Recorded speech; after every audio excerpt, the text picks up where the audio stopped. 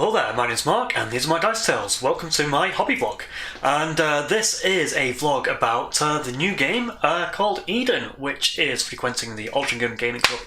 I picked up a starter set of the Convoy Kids, so it's a post-apocalyptic game, and the Convoy Kids, they reminded me of the Mad Max kids, which is why I picked them up, to be honest. I generally don't like fighting teams, I like trickster teams and stuff like that, so I don't know much about the game, pretty much on a whim. I went for a starter box, and let's see how my first game went. So I had some demos. My last video on Eden was demo games where I played the clowns versus the ISC robots.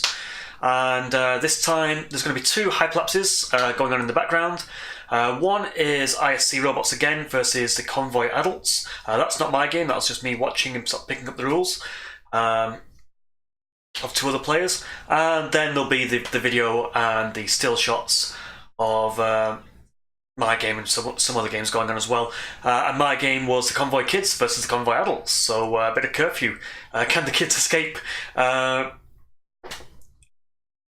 the kids escape is ultimately is what happened. So it's from a company called Happy Games Factory, so check out their website to check out the game. Because it's called Eden, I found it a little bit hard to Google and such, but look up Eden and also Happy Games Factory, you should find the website. Free rules online, proxy models, download the cards, things like that, just like your Vanguard and such like that. Yeah, got my hyperlapses going on in the background while I waffle away. So it's my first time out with the kids. I've only seen the Jokers before, and there's a big difference straight away. The Jokers didn't have that many special rules to contend with, and basically as I was flipping over the cards of my kids, lots of them have special powers with hourglasses on, which means they're passive and I can activate them in or around my opponent's turn, I think. It's not just things that I do on my own turn. And also, a lot of them, he's probably not the best example, a lot of them very fast. So the foot icon down on the bottom right there, I don't know if that's going to be reversed in the video. So the bottom right, the foot icon, I've got a 5. A lot of mine, I've got a 6, I've got a 5. Lots of 5s and a 4. I think that was Tilo that you saw was probably my slowest guy. Don't know why he's so slow. And also my little models are tiny compared to my opponents. There'll be a picture of them next to one another, I think. Just kids, they're tiny. So, also, I swapped out one of my models. I swapped out Wolf, the dog. I don't know if that was a good idea or not, because he's actually quite a combat-orientated one. He's got the best fight of anyone in my team, or at least an equal fight to someone else in my team. And I swapped that out for Lysol, because Lysol is a very cool Tomb Raider-like model. There she is, jumping over a rock with her sort of javelins. She's a very cool model. Anyway, so how did my games go? My game, we played a standard game, so we picked our own mission cards. This was the one I went for, Infiltration. Quite a hard one, but I thought I only had the choice of 3 from my starter box. I could have maybe chose more from the ones you can download on the website, but I just stuck with what I had in my box. And Infiltration, because I'm so fast and so dodgy, I thought I might stand a chance at it. What Infiltration is, I need to get my guys into my opponent's deployment zone 25 centimeters away from the starting or the center, and then they can move off the board and their class is then infiltrated, they return at the end of the turn, and if they're still alive at the end of the game, they will be scoring me 35 points. So because I had such good dodge rolls, or a number of dice for rolling when I'm dodging, I thought I might stand a chance with that. Also, one of my characters called Ralph, he's got a special ability that any of the characters within 10 centimeters of him can double their dodge rolls. So if I roll a single dodge, a success, he will double it to 2 dodges. And from what I've seen of the games, that seems like a critical thing, but I've got to keep him alive. So, how did I do? So, you've probably seen the time that's going on in the background. I had Lysol, she's an infiltrator. Oh, my opponent's mission, they had a sacrificial altar in the centre of the table, so you can see a bright orange painted model in the middle, because it was a 40mm base, is what we had to hand to represent the altar. And he started with some offerings or tokens on that altar, about 1 for every 1 in my model, so 5. And my members of my team can, if they're in touch with the altar in the centre, they can spend an action point to take one of those tokens off.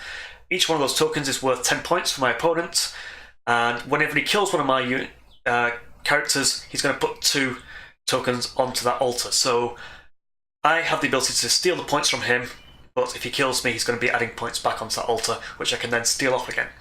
So right out the gate, I had Lysel, who was an infiltrator. She could start right next to the altar, and her first actions were to steal, because there's no one that was in charge range, and the only threat from my opponent was a character in the convoy who has an eagle. It's a bit like a sniper. He can send his bird at someone to do some damage, which he does. And I shrug it off, and he can call his bird back and sort of repeat this action a number of times. So I think my guys are quite fast. I could probably outdistance his guys. So I'm thinking I want to take out this bird guy pretty much straight away.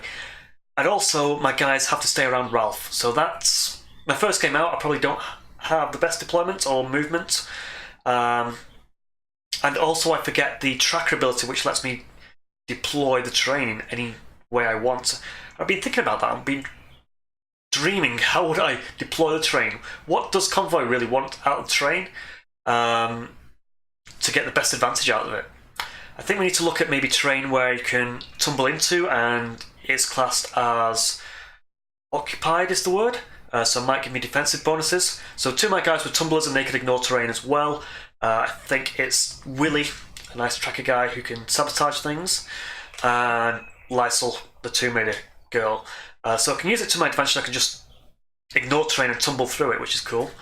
But other than that, how would I want to set up? Do I want sort of barricades? Do I want places where I can maybe get into a fight, then escape through the terrain or something like that? So he'd have to walk around. I've been trying to sort of puzzle it out in my head and how that would work out. How did the game go? He came at me. He came at me with 2 guys with some sort of chain weapons. One with a chainsaw and one with a circular saw. And my initial thought was stay on target, run away, and keep in range of Ralph. It went to pot though. I got Ralph. Some of my guys sort of ran up, and then I needed to keep Ralph behind them, and my guy with the big base couldn't get through some of the bits of the terrain, so that's an area I need to look at if I was deploying the terrain. So we sort of skipped that. I could have deployed the terrain, but just to keep the flow of my first learning game with this team. So yeah, I got sort of a little bit stuck. Lysel took some wounds early on. She tried to engage the Birdman. A lot of my guys, because of their speed, I can basically interrupt most of my opponent's characters. Only the Birdman, I don't know his name, could go first, and then he's the only person that I couldn't interrupt. Everyone else I could interrupt and basically move the majority of my team before any of his, maybe with the exception of Tilo, who's only movement 4, and yeah, oh god, I had a 6er as well, the dog, if I took the dog, but I swapped the dog out for Lysel, as I mentioned. And basically I kept the turns go a little bit slow because I keep flipping over my card saying, oh, can he do something now? Can he do something now? So Tilo, he has a smoke bomb. That came in useful at the very end of the game. You can see the time-lapse, I'm sort of escaping down the bottom, top left of the board. And I get sort of behind a see-through chain gate. And there's a point when you don't quite see it, I don't think, where we pop a smoke bomb. I think it just centers on himself, but it makes it so he can't then send his bird at me, I believe. I don't know if his bird can ignore terrain by spending points, but and he also couldn't charge me, so that allowed me to escape and score my infiltration ability. But as soon as he went on to kill one of my guys, and then I hadn't taken enough tokens off. Ultimately I lost, but it was great fun, and I learnt a lot, and it was a very different game from my Joker's game. So I need to start looking at the synergies of what my characters can do, and timings. So I think my tactics were good, but my placings were bad. Maybe sometimes moving too fast and not leaving enough, not measuring enough whether he could charge me or not. Not blocking enough to keep my leader Ralph.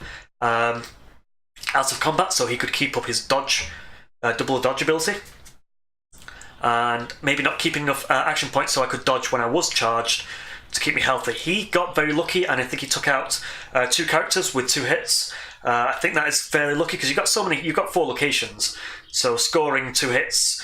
I think even without sort of moving hit locations, he was pretty much taking me out without too many shenanigans like that. So yeah, I don't know the game well enough yet to go into much more detail to that's how it played out. So Lysa was cool because she's the best looking model on the table. She infiltrated. And there's all this playoff between spending action points to steal points or try and damage him. I didn't feel that my guys could do enough damage. I need to go on their website and look at other teams to see what their kind of damage output is, because mine tends to be 4s. I've got 2 5s, 3s. It's not that great. I had 2 ranged people. I had one with the catapult and one with javelins. But then it's known the order of activation, so I tried to get hands to drop traps. So that could potentially... What did the traps do? It's got 2. A blinding one. Fighter loses an AP. That could have been useful, so he could maybe charge, but then not have a follow-up attack. And as I say, I was taken out with 2 hits, so stopping that follow-up attack could have been good. Also, I did use the mauling trap, which lowered his combat value by 2. And I tried to dodge that attack, which I was successful, but then someone with a chainsaw got me in the back. So my kids were mauled by chainsaw-wielding adults. What kind of lesson does that send out to people, eh? Fun game. Want to get more, and now I can see the layers to it. Now I've experienced 2 teams. They played very differently.